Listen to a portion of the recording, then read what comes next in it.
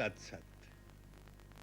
श्री ब्रह्मा विष्णु महेश, ऐसा कहने से लगता है जैसे ये कोई तीन अलग अलग देव अथवा शक्तियां हैं, परंतु ये सत्य नहीं है। वास्तव में ये तीनों एक ही शक्ति के तीन रूप हैं। असल में एक ही पर ब्रह्म परमात्मा है, जिसकी इच्छा अथवा संकल्प से इस जगत की सृष्टि होती है, उस सृष्टि का पालन होता है और फिर उसी सृष्टि का संहार हो जाता है। एक मत ये भी है कि ये सारा जगत वास्तव में है ही नहीं, केवल माया है, और ये उत्पत्ति, पालन और संहार का सारा नाटक केवल माया का भ्रम है। जैसे स्वप्न में देखा हुआ सत्य नहीं होता, उसी प्रकार ये सारा संसार मिथ्या है, केवल स्वप्न मात्र है। फिर भी इस प्रश्न का उत्तर तो चाहिए कि यदि ये स्वप्न है तो ये किसका स्वप्न है? कोई तो है जो इस स्वप्न को देख रहा है अथवा इस स्वप्न की रचना कर रहा है। वही जो परम रचनाकार, वही जो परम दृष्टा है, उसी का नाम शास्त्रों में परब्रह्म परमात्मा रखा है। सो एक नाम तय हो गया, परब्रह्म। अब उसके तीन कार्य हैं, जगत की रचना, उसका पालन और उसका विलय अथवा संहार। इन तीनों कार्यों को करने के लिए तीन अलग अलग भाव होने चाहिए। सो ऋषियों ने अथवा शास्त्रों ने उन तीन भावों को मूर्तिमान करके उनके तीन अलग अलग नाम ब्रह्मा विष्णु महेश रखे। वास्तव में तीनों एक ही हैं, और तीनों में से किसी एक की पूजा करो तो वो पर ब्रह्म की ही पूजा होती है। इसी बात को समझाते हुए भगवान श्री कृष्ण ने गीता के 6ठे अध्याय में कहा है, सर्वभूत स्थितं यो मां भजत्येकत्वम् आस्थिता सर्वथा वर्तमानोऽपि सा योगी मयि वर्तते।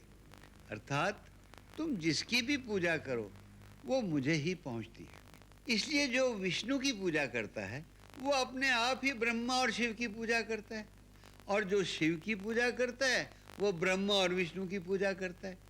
एक ही पूजा से स्वाभाविक ही सभी की पूजा हो जाती है। हालांकि तीनों एक ही हैं, उनमें बड़ा छोटा कोई भी नहीं। फिर भी ज्यों-ज्यों समय गुजरता गया और माया का प्रभाव बढ़ता गया, तो भक्तों ने अपने अपने इष्ट को ही बड़ा सिद्ध करना शुरू कर दिया। जैसे शिव महापुराण में सृष्टि रचना और संचालन का मूल आधार भगवान शिव ही विष्णु ब्रह्मा को प्रकट करके सृष्टि का कार्य आरंभ करते हैं और पुनः अपने में ही उनको लय करते हैं। नारद विष्णु पुराण में सृष्टि क्रम में सृष्टि का मूल आधार महाविष्णु है। वो परब्रह्म परमात्मा ही प्रकृति, पुरुष और काल तीन रूप में प्रकट होते हैं। ब्रह्म पुराण व ब्रह्मांड पुराण में ब्रह्मा जी द्वारा सृष्टि रचना का कार्य होता है। ब्रह्मा जी बार बार सृष्टि करके अपना शरीर छोड़कर नया शरीर धारण करके नई सृष्टि रचाते हैं। ब्रह्म वैवर्त पुराण में भगवान श्री कृष्ण को ही सृष्टि का मूल आधार बताया गया है, जिसमें श्री कृष्ण की मूल प्रकृति राधा है। इसी कृष्ण लोक को नित्य साकेत कहा गया है। देवी भागवत पुराण में प्रकृति शक्ति मां जगदम्बा की इच्छा को ही सृष्टि का मूल आधार माना गया है। श्रीमद् भागवत में भगवान विष्णु के 24 अवतारों का वर्णन है। शिव जी ने कोई अवतार धारण नहीं किया है, परंतु हनुमान जी को शिव जी का ही अंश अवतार माना जाता है। इसी प्रकार हरि अनंत, हरि कथा अनंता। इसलिए हमने निश्चय किया है कि इन सब पुराणों और ग्रंथों में जो कथाएं और लीलाएं जिस प्रकार वर्णित हैं, उसी प्रकार अपने दर्शकों की सेवा में अर्पित करें। हम अपनी ओर से किसी को बड़ा छोटा सिद्ध करने की चेष्टा नहीं करेंगे। भिन्न भिन्न पुराणों में इन तीनों की जैसी जैसी लीलाएं और कथाएं वर्णित हैं, हम उनको उसी प्रकार आपकी भेंट कर देंगे, परंतु इस आग्रह के साथ, इस विनय के साथ कि इन तीनों में कोई भेदभाव न करके उनकी पृथक पृथक लीलाओं का आनंद लीजिए और उन तीनों में एक ही पर ब्रह्म का तेज देखते हुए मन में उसी पर ब्रह्म को नमस्कार करते रहिए। इसीलिए हमने इस धारावाहिक का एक ही सम्मिलित नाम रखा है, श्री ब्रह्मा विष्णु महेश। ब्रह्मा विष्णु महेश जो इस संपूर्ण जगत के स्वामी और रक्षक हैं। इससे पहले कि हम विभिन्न शास्त्रों के आधार पर इन तीनों के उद्गम और प्रादुर्भाव का वर्णन करें, हम उनकी एक परम रोचक कथा सुनाना चाहते हैं, जिसमें उस लीला का वर्णन है जब इन तीनों महाशक्तियों को हमारी छोटी सी धरती, हमारी छोटी सी पृथ्वी की एक सती सन्नारी ने शक्तिहीन करके अपनी कुटिया में अपनी ममता का बंदी बनाकर रख लिया था। उस कथा का आरंभ सती कौशिकी से होता है, जिसका विवाह एक मुनि कुमार कौशिक से होने वाला था, और वो कार्तिक पूजा के समय आश्रम की अन्य कुमारी कन्याओं के साथ अपने होने वाले पति के मंगल की कामना से माता कात्यायनी की पूजा कर रही थी। चंद्रहासोज्ज्वल करा शार्दूल वरवाहना कात्यायनी शुभं दद्यात् देवी दानवघातिनी।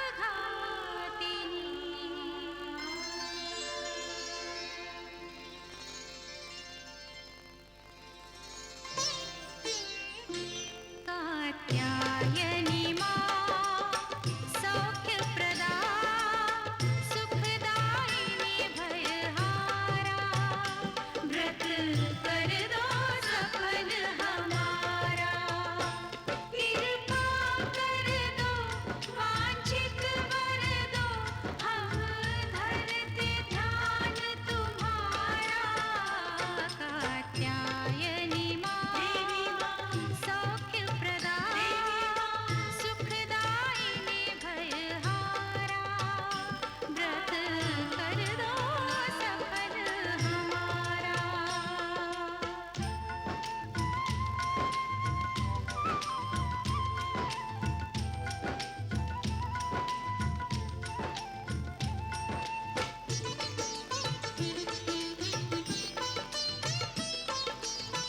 नव दुर्गाओं में किया तुमने षष्ठम स्थान सुशोभित।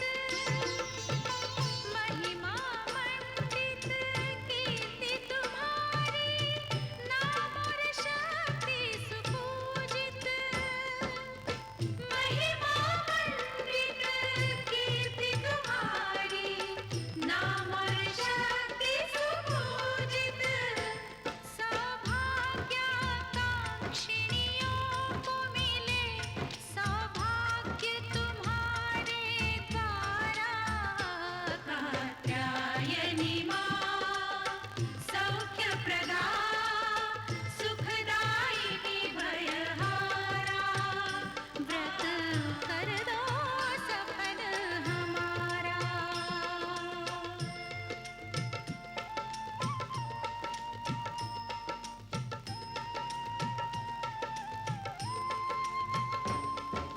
सर्वमंगल मांगल्ये सर्वमंगल संयुते सर्वमंगल बीजे च नमस्ते सर्वमंगले।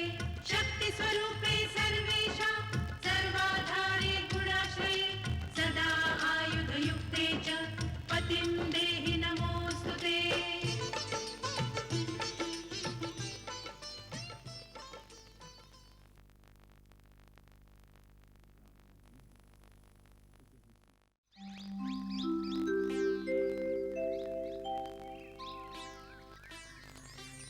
हे गौरी माँ, मुझे आशीर्वाद दो कि जिनसे मेरे पिताजी ने मेरा संबंध निश्चित किया है, मैं सदा उनकी सेवा करूं। वो सदा सुखी रहें, स्वस्थ रहें। स्वप्न में भी मेरे मन में किसी अन्य का ध्यान न आए। मैं अपने सत्य के मार्ग पर अडिग रहूं।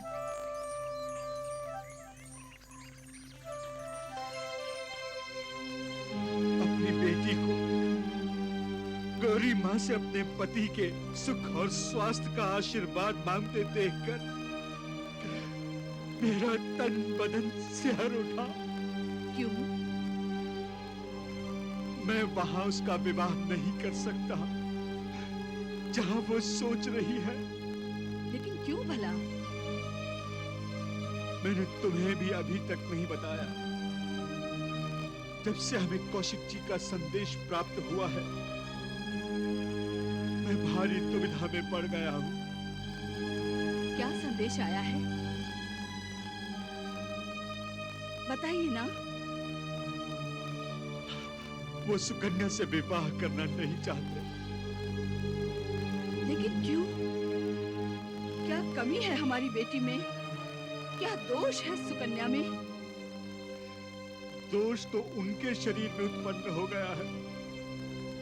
स्पष्ट बताओ, क्या बात है? बात क्या है?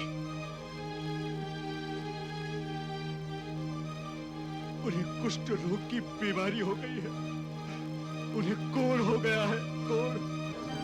नहीं, ये क्या हो रहा है देवी माँ? हमारी बच्ची के साथ ये क्या हो रहा है? उन्होंने लिखा है कि मैं सुकन्या से विवाह करके सुकन्या का जीवन नष्ट करना नहीं चाहता।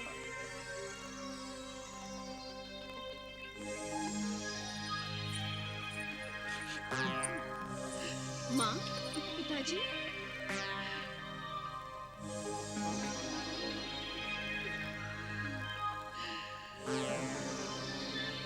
पिताजी,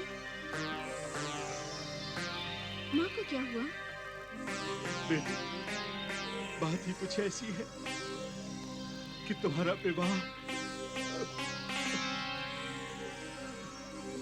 चुप क्यों हो गए? बोलिए ना। बेटी, हमें तुम्हारे लिए एक दूसरा वर ढूंढना पड़ेगा। ये आप क्या कह रहे हैं पिताजी? दूसरा वर?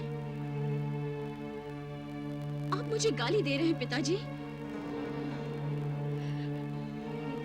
मुझे अधर्मी, असती बनाना चाहते हैं आप? बेटी, जिन कौशिक जी के साथ मैंने तुम्हारे विवाह की बात की थी, उन्होंने विवाह करने से इनकार कर दिया है। वो मुझसे विवाह नहीं करना चाहते? क्यों? उन्हें एक भयानक रोग हो गया है। वो बस पिताजी, और कुछ मत बोलिए। वो जैसे भी हैं, मेरे पति हैं। मैंने सच्चे मन से उनका वरण कर लिया है। और एक धर्मपरायण स्त्री किसी पुरुष का वरण सिर्फ एक बार ही करती है। तू नहीं जानती, उन्हें कुष्ठ रोग हो गया है। उनके शरीर का अंग अंग गल रहा है। पिताजी, ये रोग तो उन्हें अब लगा है। यदि विवाह के पश्चात उन्हें ये रोग लग जाता, तो क्या मैं उन्हें छोड़ देती? लेकिन बेटी, अभी तुम्हारा विवाह भी कहाँ हुआ है? पिताजी, जिस दिन संकल्प करके आपने वाग्दान किया था, मैंने तो उसी दिन सच्चे मन से उनका वरण कर लिया था। और एक सती जीवन में एक ही बार किसी पुरुष का वरण करती है। मैं मुनि कुमार कौशिक के अतिरिक्त किसी अन्य का वरण नहीं करूंगी। पुत्री, भावनाओं में आकर संकल्प कर लेना। संकल्प नहीं माना जाता। विवाह संस्कार की परंपरा तो विवाह मंडप में अग्निदेव को साक्षी मानकर पूरी की जाती है, जो अभी तक इन पंच तत्वों से बने शरीर में लगातार अग्नि की साक्षी होती है। और फिर ये शरीर भी तो एक मंडप ही है। मैं अपने देवता की हूँ और उन्हीं की रहूंगी। वो जैसे रखेंगे वैसी रहूं, यही एक सती का कर्तव्य है। आप मुझे उनके पास ले चलिए, मैं उनके दर्शन करना चाहती हूँ।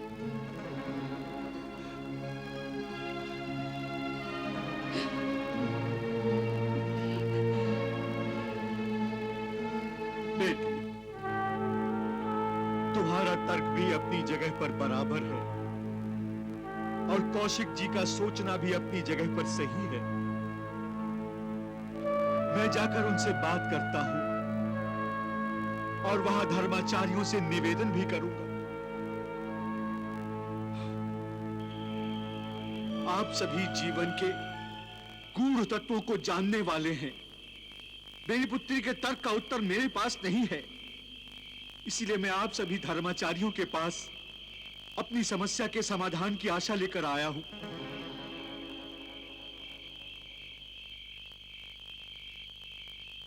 समस्या का समाधान प्रत्यक्ष है मान्यवर। आपकी पुत्री से संबंध विच्छेद का कारण इनका ये रोग है। और इनका घृणित रोग किसी और को न लग जाए, इनके कारण किसी दूसरे को कष्ट हो, ये मुनि कुमार कौशिक नहीं चाहते। भाग्यम फलति सर्वत्र, इसे प्रारब्ध की विडंबना मानकर आप अपनी पुत्री का विवाह कहीं और कर दीजिए। मेरी पुत्री का कहना है कि जिस दिन से मैंने ब्राह्मण कुमार कौशिक जी का अपनी पुत्री के वरण के लिए संकल्प लिया था, उसी दिन से वो मन और बुद्धि से आपको समर्पित हो गई है और आजीवन आपकी सेवा करने का व्रत धारण कर रखा है। अब आप ही एक पिता की लाज रख सकते हैं। ये क्या नृत्य कर रहे हैं आप मेरे पिता समान हैं। मेरी दशा देखिए और स्वयं सोचिए। मुझे अपने पूर्व कर्मों का दंड तो भोगना ही है ना। आपकी निर्दोष कन्या को सहभागी बनाना क्या मेरा सत्कर्म होगा? इसीलिए मैंने संदेश भेजा था। मुझे ज्ञात था कि धर्माचार्यों का निर्णय भी यही होगा। परंतु ये निर्णय तो एक पक्षीय है। आप सब श्रेष्ठ विद्वजन हैं, धर्म विशाद हैं, परंतु एक पक्षीय निर्णय तो पूर्ण निर्णय हो ही नहीं सकता। मैं अपने पिताजी के संकल्प का पालन करते हुए मन और वचन से इनका वरण कर चुकी हूँ। तो क्या एक चरित्रवान कन्या को किसी पर पुरुष का चिंतन करने का अधिकार आपके शास्त्र देते हैं? बोलिए, बोलिए।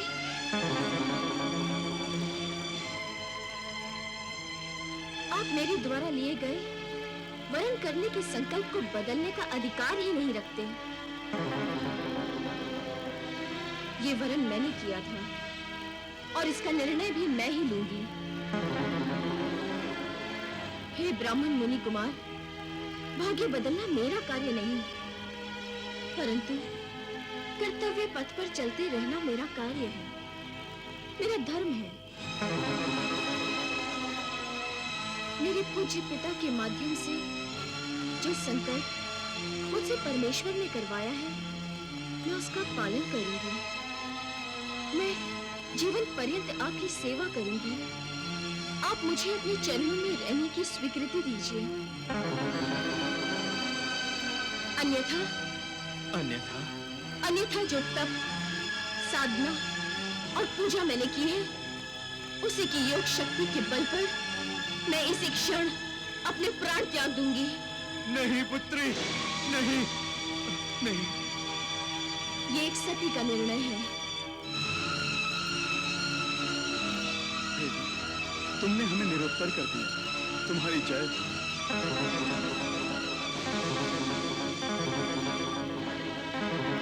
मुझे प्रारब्ध स्वीकार है देवी।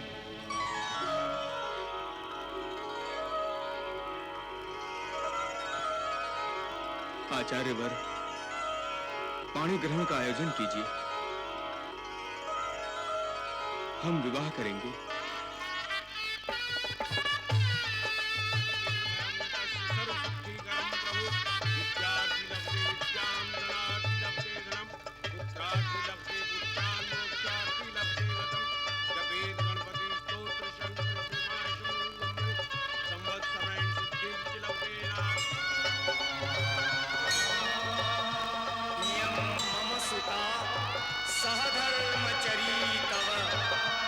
दीक्षितजैनां भद्रं ते पाणिं ग्रहणीष्व पाणिना पतिव्रता महाभागा ध्यायेवानुगता सदा।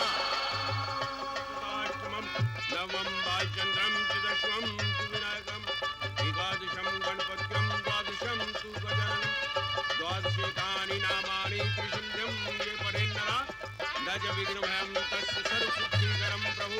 विद्यार्थी लभते विद्यां धनार्थी लभते धनं पुत्रार्थी लभते पुत्रान् मोक्षार्थी लभते गतं। जपेत गणपति स्तोत्र शंकर संवत्सरेण सिद्धिं च लभते नास्ति संशय। अस्ते भयो ब्राह्मणे भयश्लित्वाय समर्पयेत् तस्य विद्या भवेत् सर्वा गणेशस्य प्रसाद।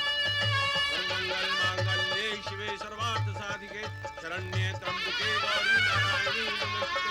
शरणागत दीनार्थ परित्राण परायणे सर्वस्यार्थी हरे देवी नारायणी नमस्ते। मांगल्ये शिवे सर्वार्थ साधिके शरण्ये त्र्यंबके गौरी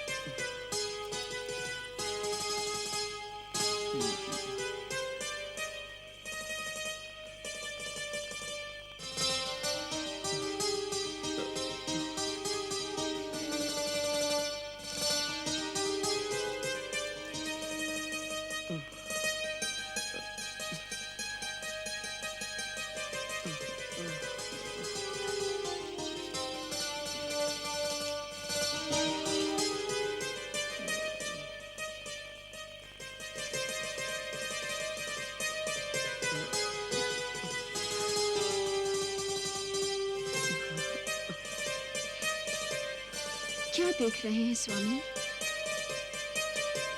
एक सच्ची पतिव्रता नारी का प्रत्यक्ष रूप देख रहा हूँ। सोच रहा हूँ यदि तुम मेरी पत्नी न होती तो मेरी क्या दशा होती। ये शरीर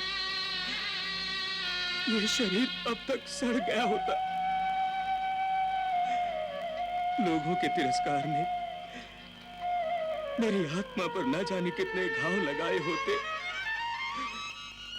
हो सकता है अपने प्रति ग्लानि से मैंने आत्महत्या कर ली होती। ऐसा मत कहिए स्वामी, ऐसा सोचिए भी मत। मेरे होते हुए कोई आपका तिरस्कार नहीं कर सकता। मैं आपकी पत्नी हूँ, दासी हूँ आपकी। अगर मेरे वश में होता तो आपका रोग मैं ले लेती।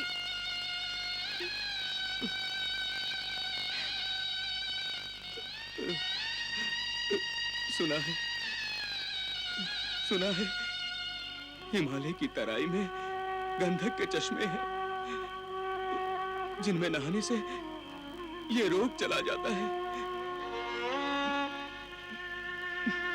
परंतु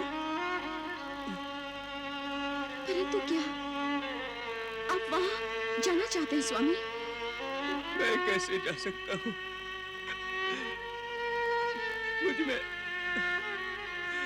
मुझ में चलने की शक्ति नहीं है। चलने की शक्ति नहीं है मुझ में। मैं आपकी शक्ति हूँ स्वामी, आप चिंता मत कीजिए। मैं आपको ले जाऊंगी हिमालय की तराई में। और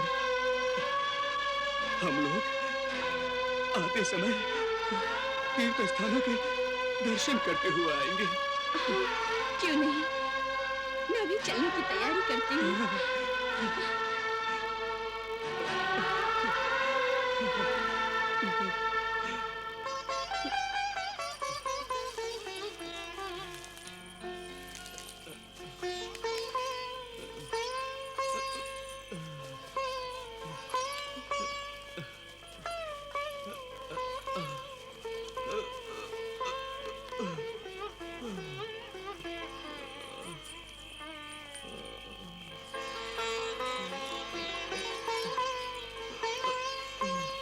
कौशिकी अपने पति के साथ हिमालय की तराई की ओर जा रही थी।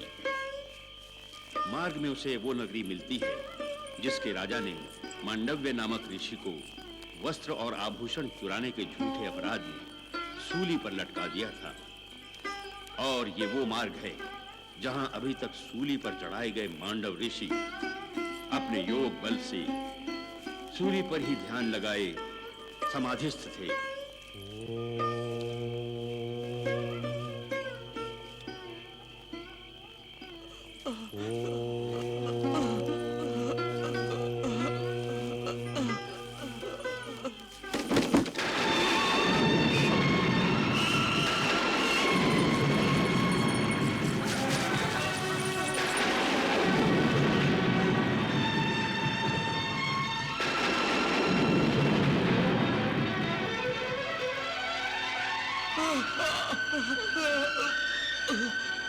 किस पापी ने मेरे शूल को हिलाया है?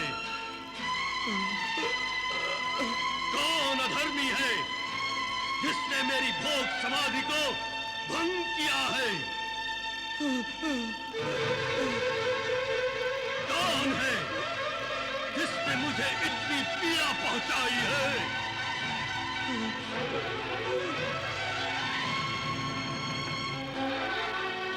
महाभाग, अंधेरे के कारण हमें आपका शूल दिखाई नहीं दिया। भूल से आपका स्पर्श हो गया। तुम्हारी भूल से मुझे जो पीड़ा हुई है उसका दंड तो तुम्हें मिलना ही चाहिए। मैं मांडव्य ऋषि तुम्हें शाप देता हूं कि सूर्य उदय होते ही तुम्हारा पति मृत्यु को प्राप्त हो जाएगा।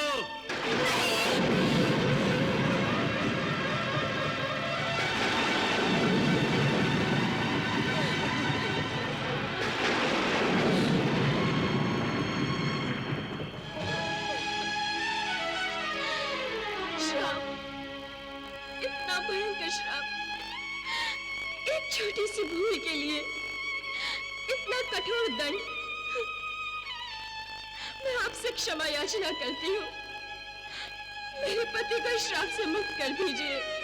नहीं, यदि सूर्योदय होने से पहले मेरे पति जीवित नहीं रहे तो मैं भी उन्हीं के साथ यही आपके सामने अपने प्राण त्याग दूंगी। उनको श्राप से मुक्त कर दीजिए। मेरी विनती स्वीकार कर लीजिए। मेरी विनती स्वीकार कर लीजिए। मेरी विनती स्वीकार कर लीजिए। कान से निकला तीर और मुख से निकला शाप या वरदान कभी वापस नहीं लिया जा सकता।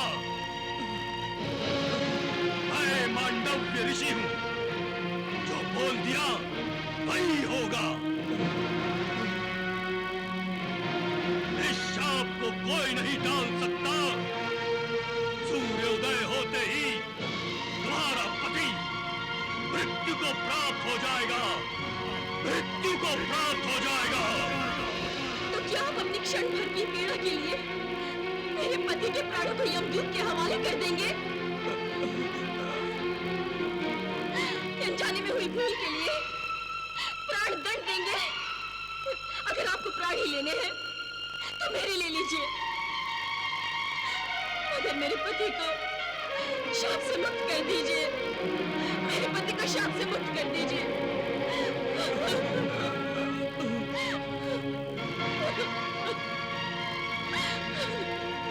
शाप देते ही मेरा संपूर्ण पुण्य और तपोबल नष्ट हो गया है। अब मैं अपना शाप वापस नहीं ले सकता।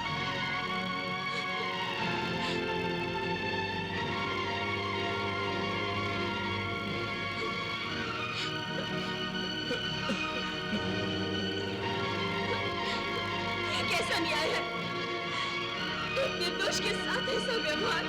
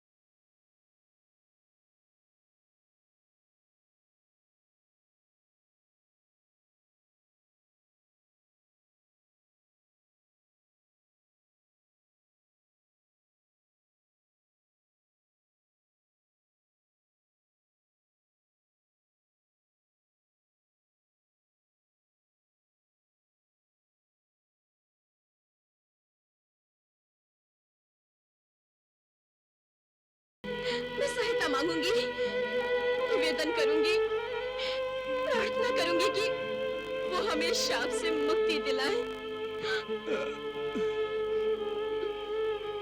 मैं आती हूँ स्वामी, मैं भी आती हूँ स्वामी।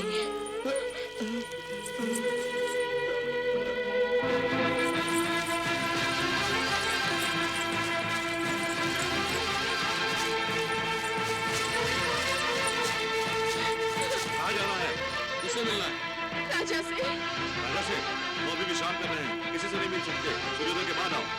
सूर्योदय?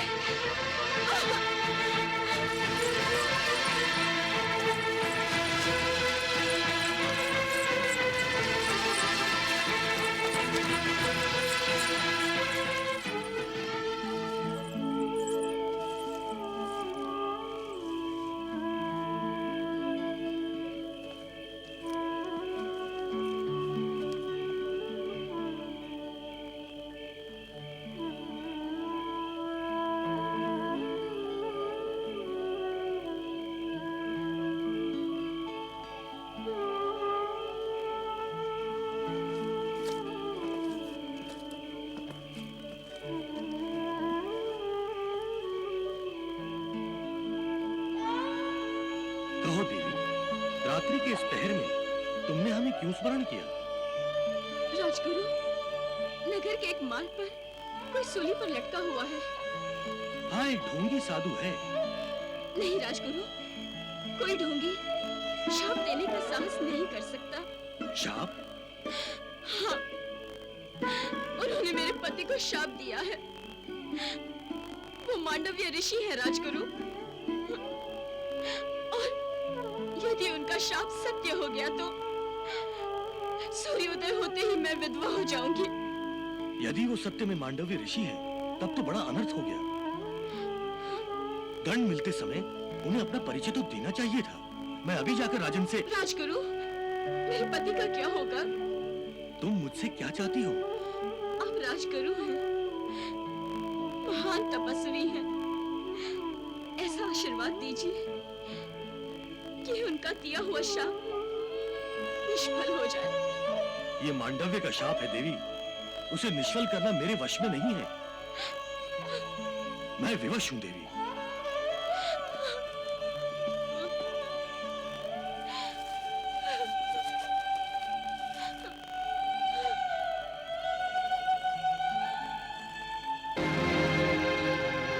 हे दसों दिशाओं,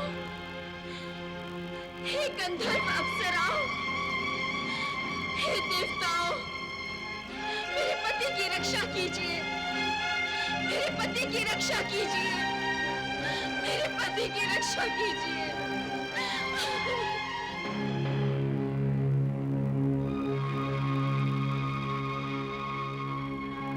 यमराज, मुझे आज्ञा दीजिए, मैं कौशिक के प्राण लेने कब जाऊं? वही तो देख रहा हूं।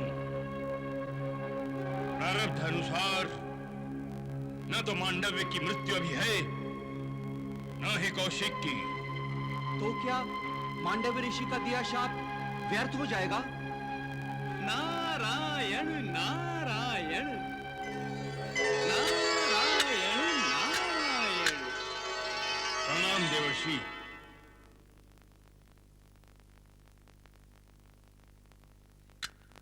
किस समस्या में उलझे हैं धर्मराज?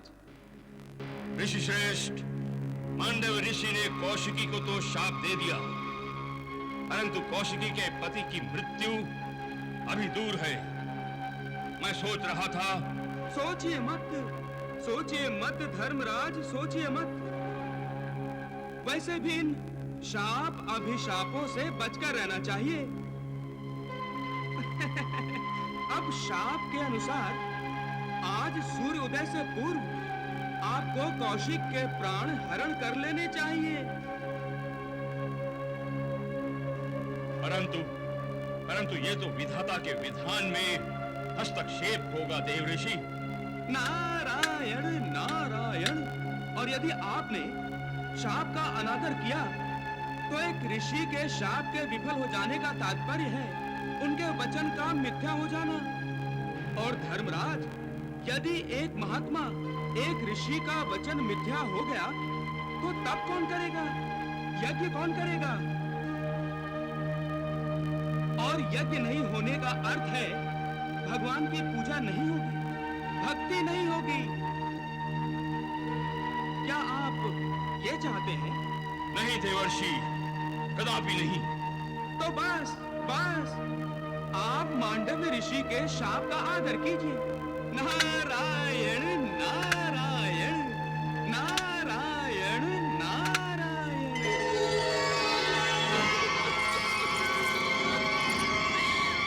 हार गई हूँ माँ, मैं हार गई हूँ। सबके आगे हाथ जोड़ के मैं थक गई हूँ माँ। किसी को मेरे मन की पीड़ा समझ नहीं आती, कोई मेरी सहायता नहीं कर सकता। मैं निराश हो गई हूँ माँ, मैं निराश हो गई हूँ। तेरे होते हुए क्या ये अनर्थ हो सकता है माँ? एक निर्दोष को शाप। माँ, अब तक मुझे अपने पतिव्रता धर्म पर अभिमान था, अपने सतीत्व पर गर्व था मुझे, परंतु अब मैं ये समझ गई हूँ कि मैं केवल एक नारी हूँ, सिर्फ एक अबला नारी।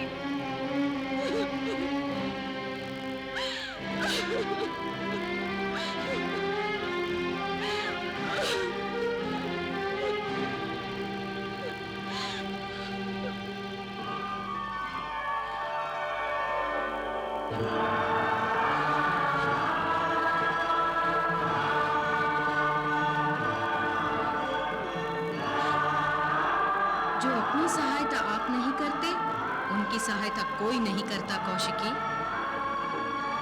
तुम इतना निराश हो जाओगी, इसकी तो कल्पना भी नहीं की जा सकती थी। उस पर तुमने हताश होकर अपने आप को निर्बल समझ लिया।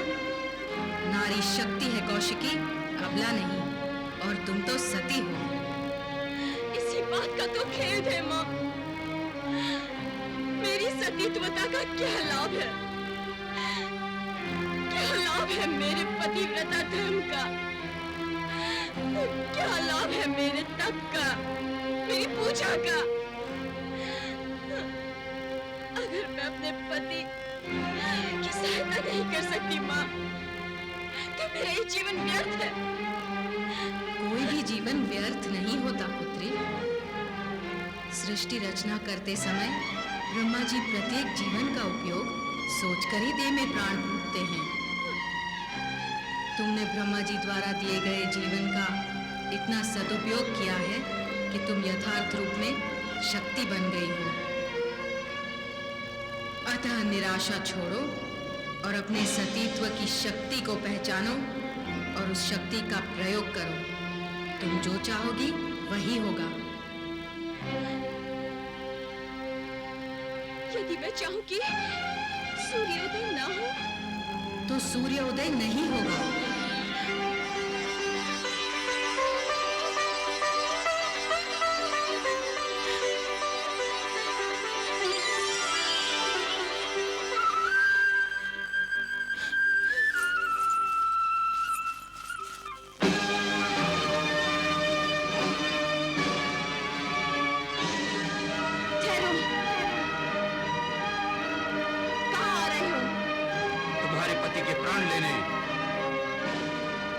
सूर्योदय होने वाला है।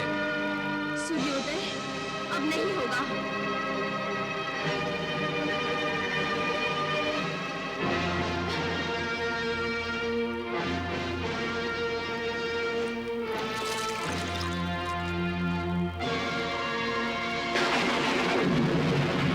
हे देवताओं, हे ब्रह्मा, हे विष्णु,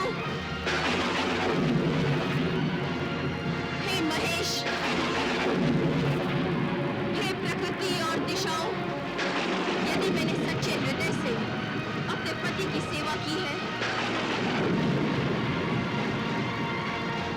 यदि मेरे मन में स्वप्न में भी किसी पर पुरुष का विचार नहीं आया तो मेरे सत्य कथन से सूर्योदय नहीं होगा, और यदि मेरे में सतीत्वता है तो अब सूर्योदय होगा ही नहीं।